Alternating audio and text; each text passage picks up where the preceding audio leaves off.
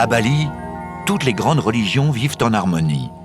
Peu de civilisations ont réussi une telle gageure. Les divinités et les lieux de culte cohabitent sans concurrence apparente dans une infinie variété de manifestations qui se succèdent à travers 3 calendriers différents.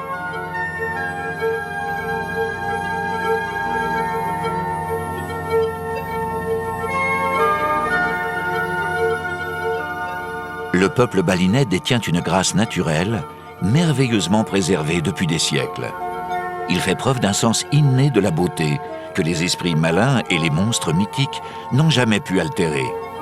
Et pourtant, le mot « art » n'existe pas dans la langue balinaise, comme si l'expression artistique était, elle aussi, naturelle, comme si elle allait de soi. Aucune matière, même parmi les plus ingrates, n'échappe au génie créatif des artisans. Les Balinais ont le temps d'exercer leur talent artistique parce qu'ici, la terre est féconde, sans exiger beaucoup d'efforts. Les cultures s'étalent en mosaïque et chaque parcelle est à l'origine d'une petite part du talent de l'île. En raison de son climat chaud et humide, Bali a longtemps vécu en vase clos. Et puis, la ruée a commencé. Aujourd'hui, les 3 millions d'habitants de l'île voient débarquer les touristes en grand nombre. La plupart des voyageurs qui choisissent l'Indonésie viennent à Bali et à Bali seulement. Les Balinais tournaient le dos à la mer, ils la regardent désormais avec d'autres yeux. En une longue courbe, la plage de Kuta s'étire mollement, sûre de son succès. Le surf y a été introduit dans les années 1930 par un Américain. À Kuta, l'initiation à ce sport ne présente aucun risque car c'est la seule plage de l'île où la vague se brise non sur les coraux, mais sur le sable.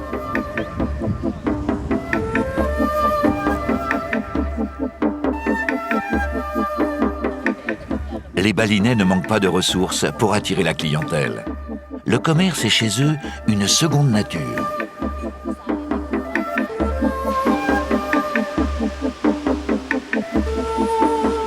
L'ambiance décontractée de la plage a changé pendant les années 1960 avec l'arrivée des premiers hippies sur l'aéroport tout proche. Les jeunes gens bouclaient ainsi le voyage des 3 K, Kaboul, Katmandou et Kuta. Le bouche à oreille a fait le reste et les hippies ont été suivis par un véritable raz-de-marée humain international.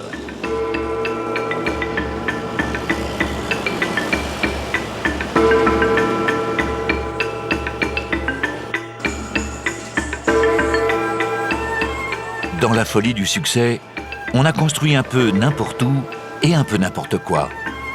Les 2 villages voisins de Kuta ont été absorbés et il faut souvent rouler sur plusieurs kilomètres pour échapper à l'urbanisation galopante.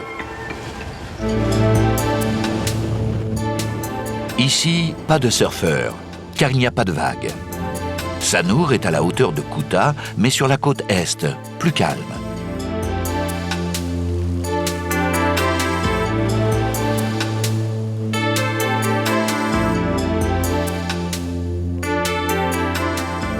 La barrière de corail empêche l'eau de monter, même à marée haute. Les barques à balancier des pêcheurs peuvent malgré tout passer. Les voiles de bateau révèlent une autre facette du talent des Balinais, les tissus. Des plus ordinaires aux plus raffinés, les textiles locaux sont réalisés avec le même soin.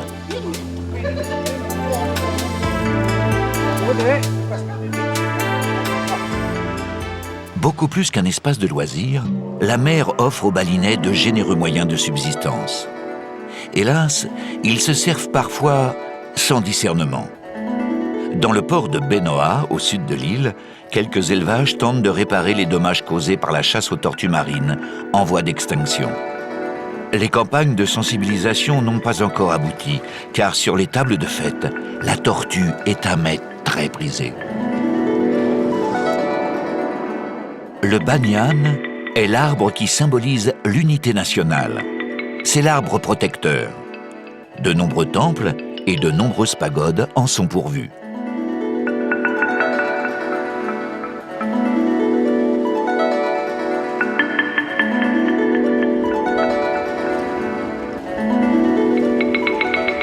Bali appartient au premier pays musulman du monde.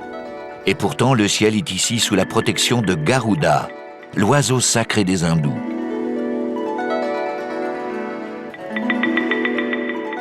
Les balinais puisent largement dans les ressources de l'océan, mais sans compromettre l'équilibre naturel. Ainsi, ils cultivent les algues comme un herbage. Après avoir séché sur le rivage et perdu 99% de leur poids, les algues, triées à la main, sont conditionnées et expédiées sur le continent asiatique et en Europe. Elles servent à épaissir les préparations dans les industries alimentaires et cosmétiques.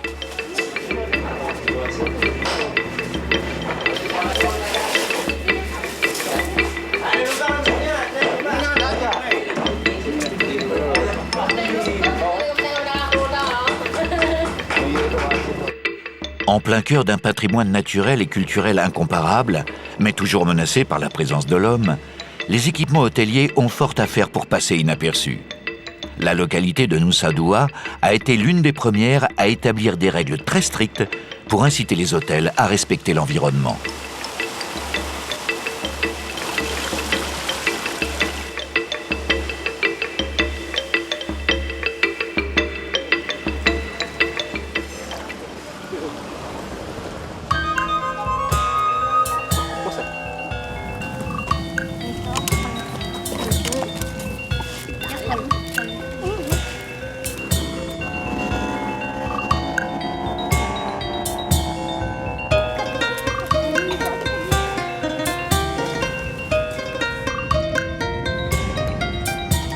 Sur la terre calcaire de la péninsule de Bukit, la végétation est maigre. Seules les fibres de palmier, séchées et peignées, sont exploitées pour former les toits de ces sanctuaires, les mérous.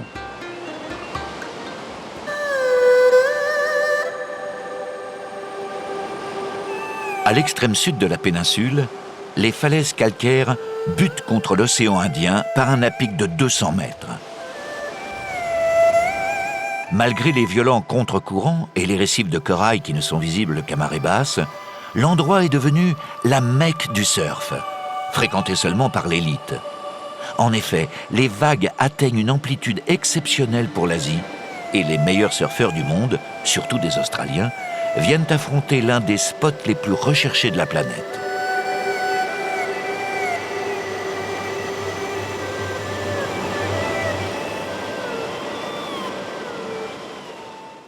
Au sommet de la falaise, l'accueil est organisé par une famille de macaques. Ce sont les gardiens décontractés du temple d'Uluwatu, dédié depuis près d'un millénaire aux divinités de la mer. Au XVIe siècle, un grand prêtre hindou a terminé ici le cycle de ses réincarnations et, comme le veut la croyance, il s'est volatilisé.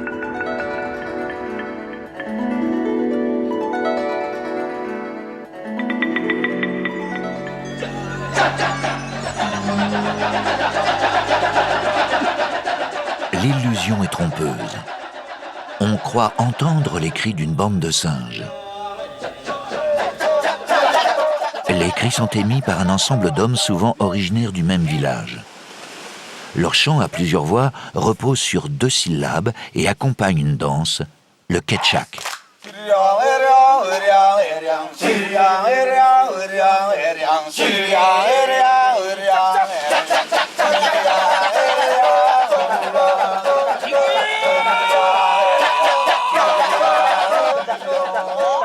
Les choristes imitent l'armée des singes qui intervient dans un épisode du Ramayana, un récit millénaire d'une grande complexité, riche en rebondissements et sacré pour les hindous.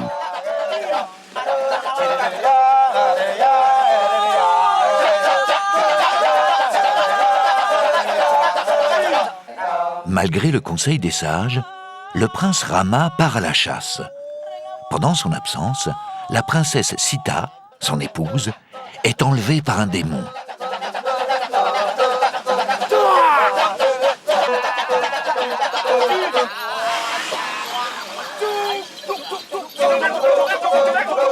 Mais Hanuman, le dieu singe blanc, entre en scène.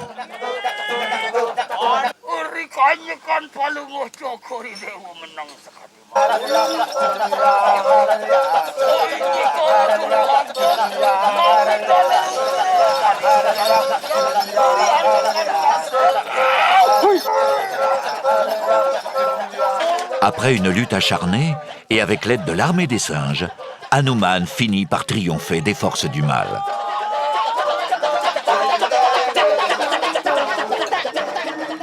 Dans les environs de Batu Bulan, les temples, célèbres pour leurs sculptures expressives, servent de fastueux décor au barong, une danse qui oppose toujours le bien et le mal. Le bien, barong, est représenté par une créature aux longs poils, mi-chien, mi-lion. Pour vaincre, le barong est assisté par le dieu singe Hanuman.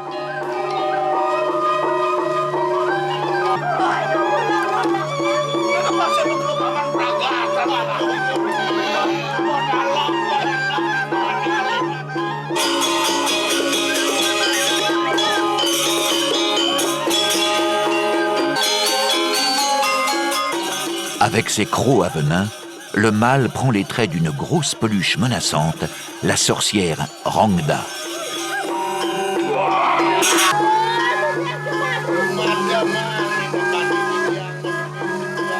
Barong et Rangda s'affrontent en faisant usage de leur pouvoir magique. Et quand le bien semble en difficulté, ses partisans viennent à la rescousse, armés de leur kris, le fameux poignard à lame ondulée. Mais le mal résiste. Il met ses assaillants en transe et les pousse à retourner leurs armes contre eux.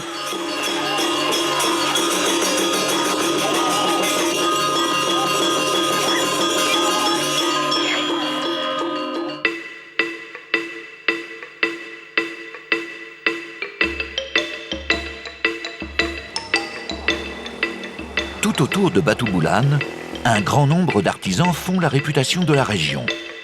Ils travaillent des matières et des sujets très différents avec une étonnante dextérité. Les sculptures en bois léger imitent les fleurs ou les fruits à la perfection. Les enfants sont chargés de mettre la touche finale.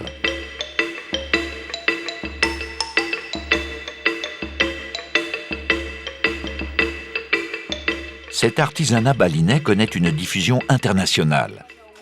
La sculpture sur bois dur y est pour beaucoup. Et le village de Mas s'en est fait une spécialité. Selon la tradition, la sculpture sur bois était le domaine privilégié des grands prêtres hindous et l'inspiration était exclusivement religieuse. Aujourd'hui, le travail du bois occupe des artisans de toute classe sociale. La sculpture sur pierre utilise une roche volcanique tendre et légère qui se travaille facilement et permet de soigner les détails. En revanche, cette pierre poreuse s'abîme très vite.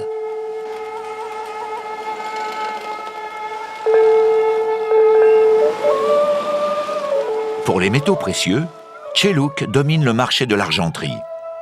L'argent est importé et les bijoux sont réalisés à la main, sans moule. À l'origine, les orfèvres formaient un groupe à part dans la société balinaise parce qu'ils avaient reçu des dieux le savoir secret d'associer le métal et le feu.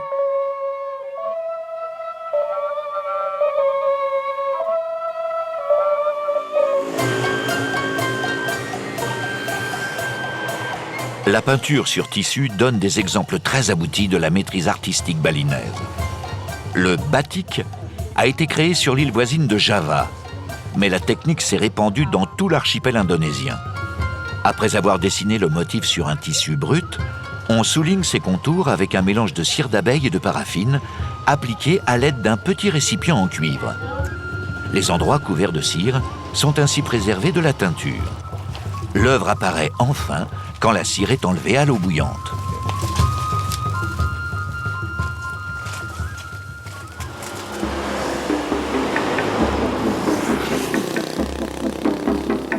Beaucoup de villages ont une seule spécialité artistique. Ubud en a plusieurs. À mi-chemin entre la mer et la montagne, dans un climat plus doux qu'ailleurs et un environnement enchanteur, le village d'Ubud est un authentique conservatoire des arts balinais.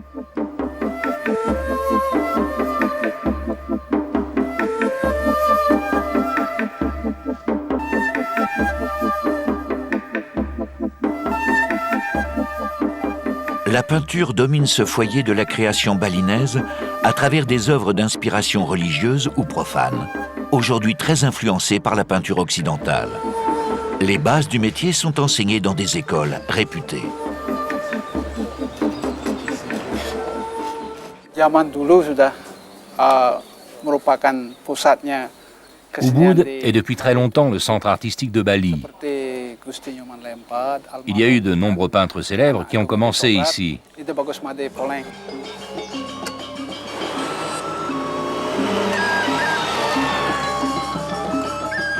Le Pura Taman Saraswati est un temple élevé dans les années 1950 en l'honneur de la connaissance, de la parole et des arts, 3 domaines représentés par la déesse Saraswati, l'épouse du dieu hindou Brahma.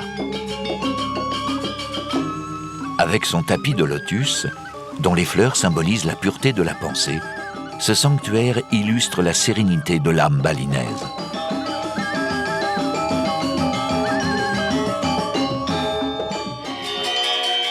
Le théâtre d'ombre, le Wayang Kulit, met une fois de plus en scène le bien et le mal.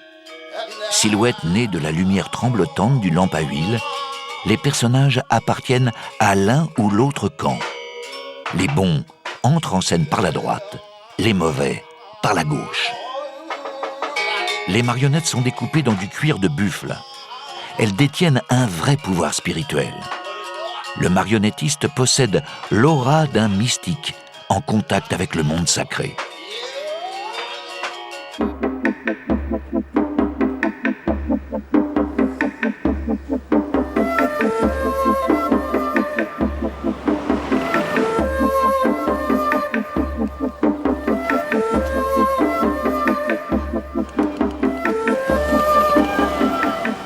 Avec leurs démons aux yeux globuleux, les hindous forment à Bali la communauté religieuse la plus importante en dehors de l'Inde. Les préceptes hindouistes ont probablement accompagné des marchands arrivés ici quelques siècles après Jésus-Christ. Mais les Balinais ont adapté l'hindouisme à leurs propres croyances. Et Ganesh, le fils de Shiva à tête d'éléphant, partage son influence avec une foule d'esprits de tout genre.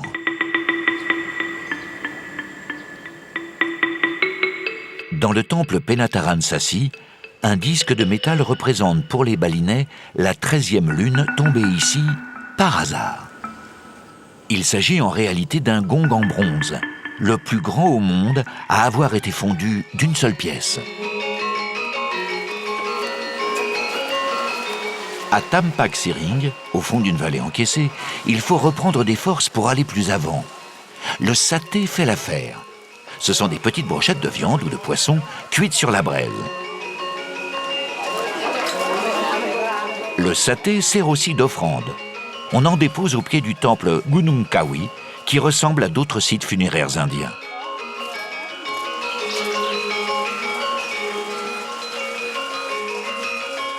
Une dizaine de sépultures creusées dans la roche composent un ensemble que certains font remonter au Xe siècle après Jésus-Christ. Elles pourraient contenir les cendres de rois balinais, mais la datation et la vocation du lieu suscitent la controverse.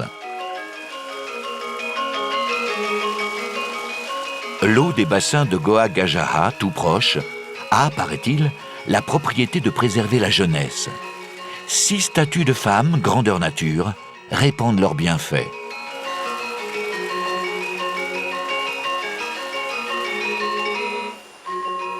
À proximité des fontaines de jouvence, une grotte artificielle du XIe siècle ouvre une gueule monstrueuse sur l'un des principaux sanctuaires bouddhiques de Bali. À l'intérieur, des vestiges hindouistes, preuve que dans l'île, le brassage des religions est très ancien.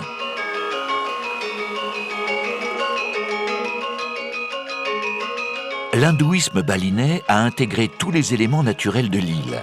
La moindre colline, le moindre cours d'eau abrite une divinité ou un esprit. Pour ces fidèles qui fréquentent les bains de Sebatu, l'hindouisme est la religion de l'eau sacrée. Alors que la mer est redoutée, la rivière est une alliée que l'on prie. Elle donne la vie et purifie.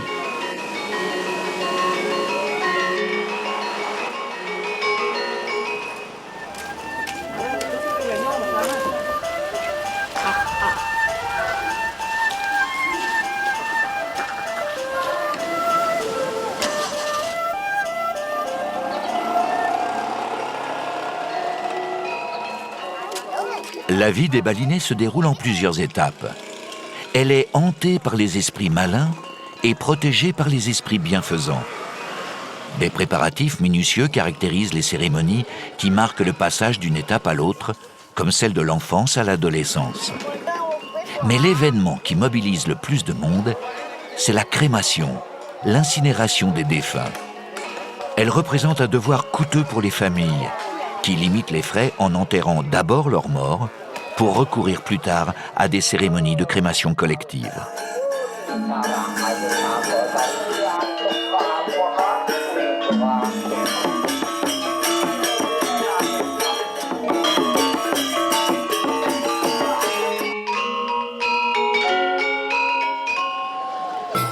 Portés à bout de bras, ces sarcophages exubérants vont servir de bûcher. Ils seront la dernière demeure des défunts. Ils ont l'apparence d'un animal qui diffère selon le statut du disparu. Le nombre de porteurs indique également le rang social du défunt. Plusieurs dizaines d'hommes ployant sous la charge d'un taureau sont au service d'un prêtre décédé.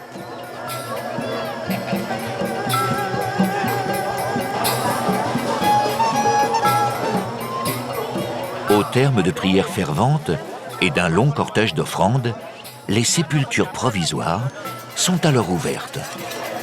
Les familles attendent parfois des années pour que les conditions de la crémation soient propices et que les fonds nécessaires aient été réunis.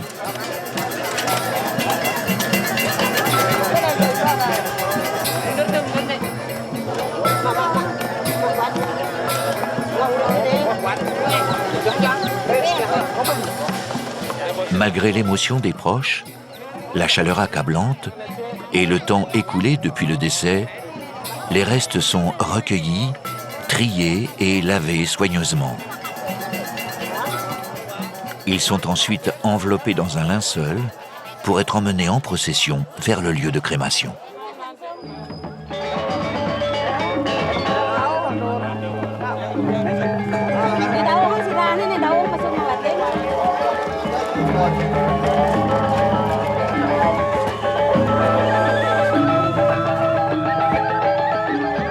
Tout au long du parcours, les balinais prennent des mesures pour éviter que les âmes des défunts ne reviennent hanter leur maison. Les corps sont transportés sur une tour qui symbolise le cosmos, d'où un prêtre asperge la foule d'eau bénite. Afin d'égarer les âmes, on les balade dans plusieurs directions et, secouées avec énergie, elles perdent tout sens de l'orientation. Vient enfin le point d'orgue de la cérémonie, la crémation. L'âme s'envole alors dans un feu de joie, parce qu'elle se libère de son enveloppe charnelle.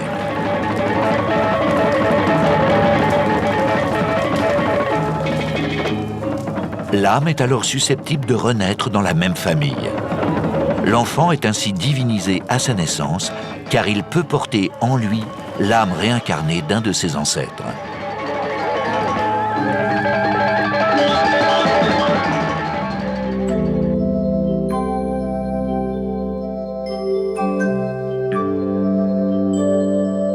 Peu de paysages au monde portent de manière aussi élégante la marque du travail humain.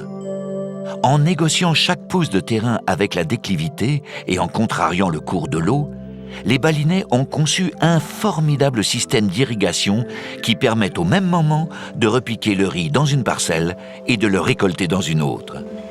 Un travail qui demande une étonnante coordination.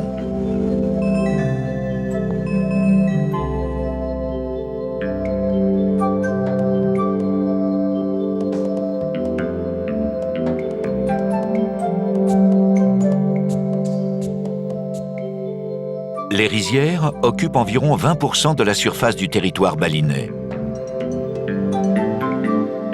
Cela suffit à assurer les besoins de la population en riz grâce à l'extraordinaire fertilité du sol alimenté par les volcans, comme le mont Batour, au nord-est de l'île.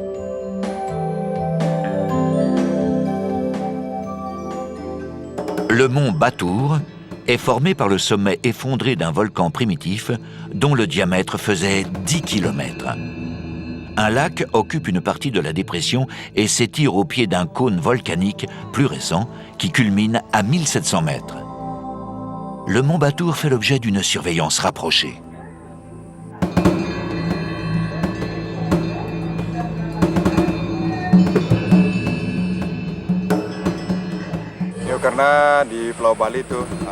Bali est situé sur une ligne d'activité volcanique qui concerne toute l'Indonésie. Et il y a 2 volcans à Bali, Batur et Agung. Ils sont toujours en activité.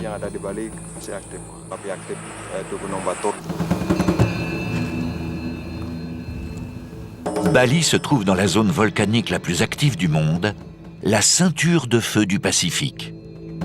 Les volcans ont créé l'île de toutes pièces, et les habitants les honorent parce qu'ils régénèrent les sols et maintiennent l'humidité en arrêtant les nuages.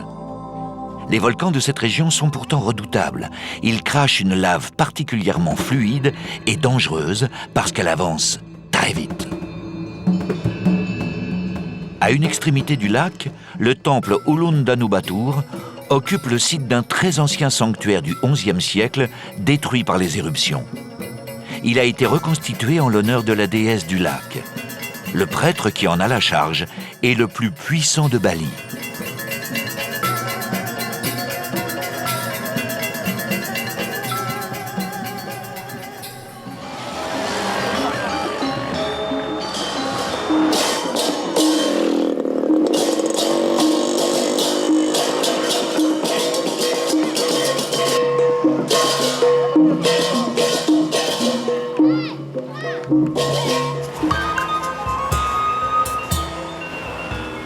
La culture du riz est omniprésente. L'Indonésie est le 3e producteur mondial après la Chine et l'Inde. L'agriculture est l'activité économique la plus importante de l'île et la grande majorité des Balinais vivent d'une terre généreuse.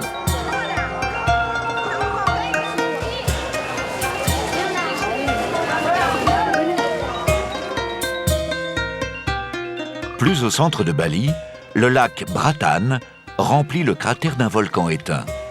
Pour la région, il joue le rôle d'un château d'eau. Et les temples sont là pour exprimer la gratitude populaire.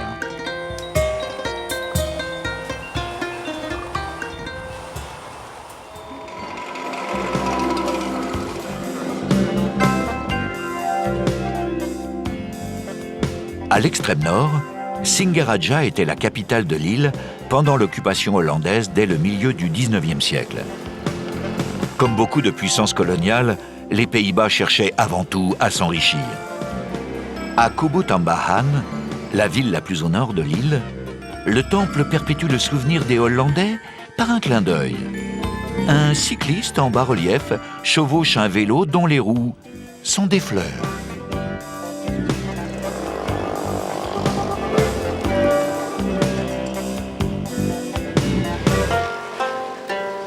Le côté nord a un charme beaucoup plus authentique que le sud et les plages y sont moins fréquentées.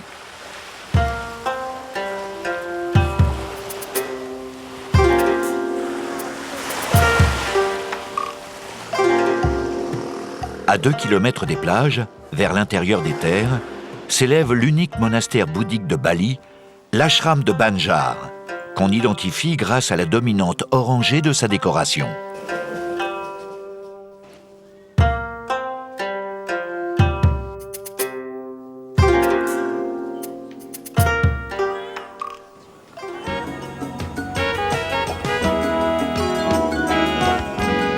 Dans le nord-ouest, les mosquées rappellent que l'Indonésie est le premier pays islamique du monde. Près de 90% de la population indonésienne est musulmane, sauf à Bali, probablement délaissée par les marchands qui répandirent l'islam dans la région.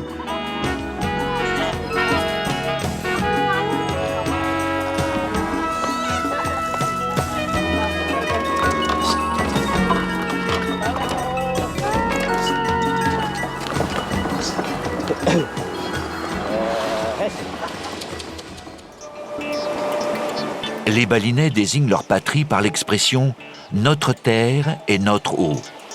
Ils se méfient pourtant de la mer, car tous leurs ennuis, invasions ou épidémies sont arrivés par elle.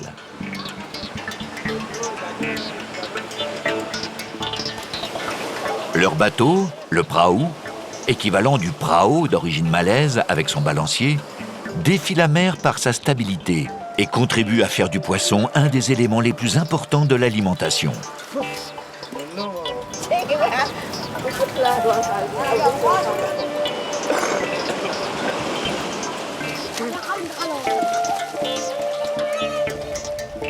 À Kusamba, on vit de la pêche. Et pendant la saison sèche, on récolte le sel marin. Un adulte produit une douzaine de kilos par jour d'un sel qui est utilisé non pour la cuisine, mais pour la conservation du poisson.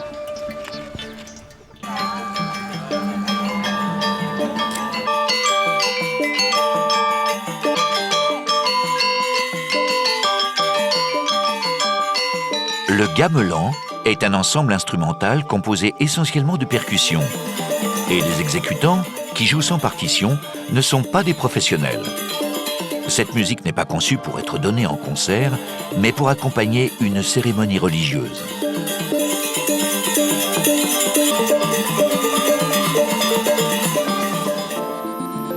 Le long de la côte, non loin de Kusamba, le temple de Goalawa est l'un des plus anciens de Bali. Il se dresse à l'entrée d'une grotte où des milliers de chauves-souris ont élu domicile.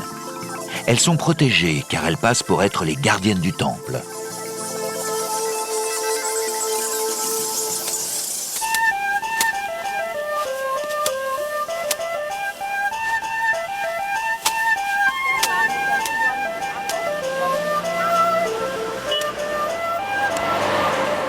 La destruction de la barrière de corail a réduit la plage de Candidasa à sa plus simple expression.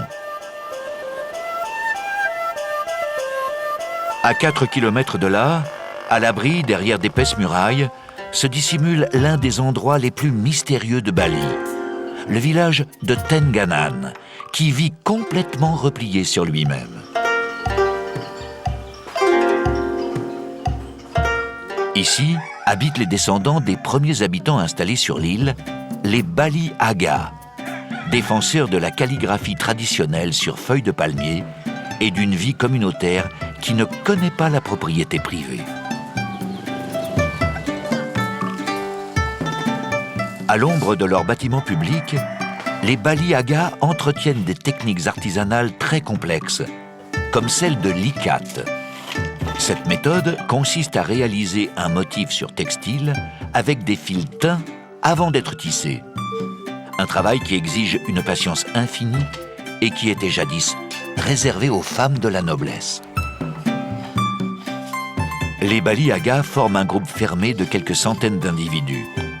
Ils veillent à une gestion très stricte des mariages pour éviter les unions consanguines qui pourraient compromettre leur avenir. À Bali, comme les rizières qui montent en escalier à l'assaut des reliefs, les religions ont dû s'adapter à de nombreuses coutumes ancestrales.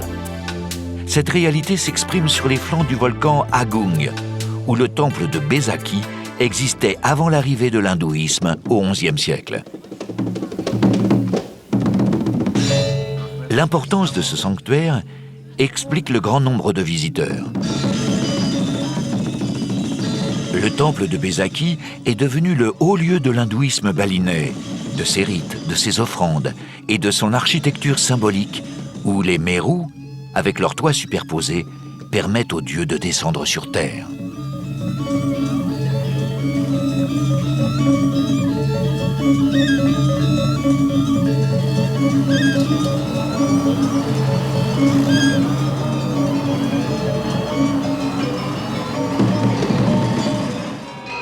À une dizaine de kilomètres seulement de Denpasar, le temple Tamanayun, érigé au XVIIe siècle, n'a pas pris une ride. Et pour cause, il a été complètement restauré dans les années 1930. Le Tamanayun est l'un des rares vestiges du puissant royaume de Mengui, disparu au XIXe siècle.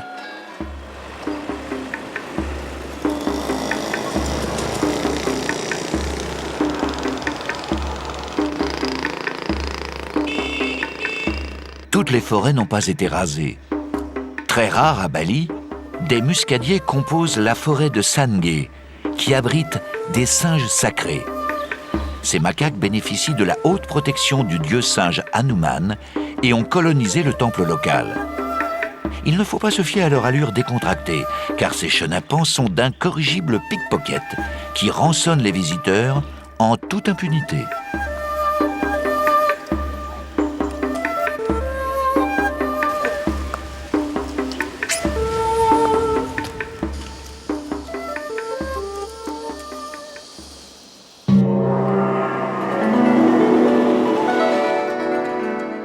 Le parc national de Bali Barat est avant tout une réserve forestière. Les espèces végétales et animales y sont abondantes, mais à cause de la jeunesse géologique de l'île, on ne recense pratiquement pas d'espèces qui lui soient propres.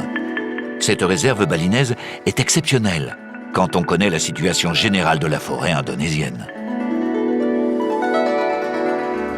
L'entrée des villes est souvent marquée par un portique, que les mauvais esprits, dit-on, n'osent pas franchir. À l'extrémité occidentale de Bali, Gili-Manuk, où une église catholique fait face au monde musulman de Java, séparée de Bali par un détroit large de 3 km à peine. Des ferries font la jonction 24 heures sur 24. Le trafic entre les deux îles est intense, pour les marchandises comme pour les personnes. Et à l'arrivée des bateaux, les bemo, les taxis collectifs dispersent ensuite dans toutes les directions de Bali les passagers venus de Java.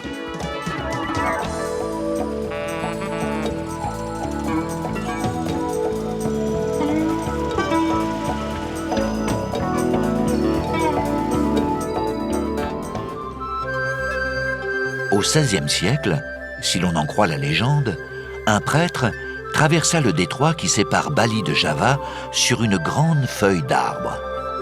À une quinzaine de kilomètres de Denpasar, il fut ébloui par la beauté de ce rocher séparé de l'île et proposa d'y élever un temple, Tanah Lot.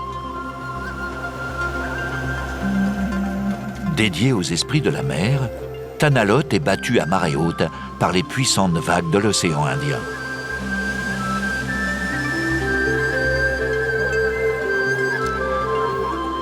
Le temple n'est accessible à pied qu'à marée basse.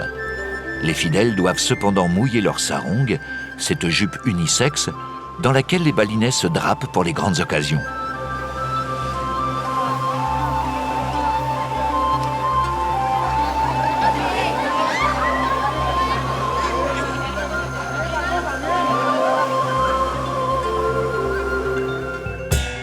Selon un ancien texte balinais, les dieux ont la forme stimulante du désir. Ils éclairent la vie des balinais. Et si Bali fascine, c'est grâce à la lumière des dieux.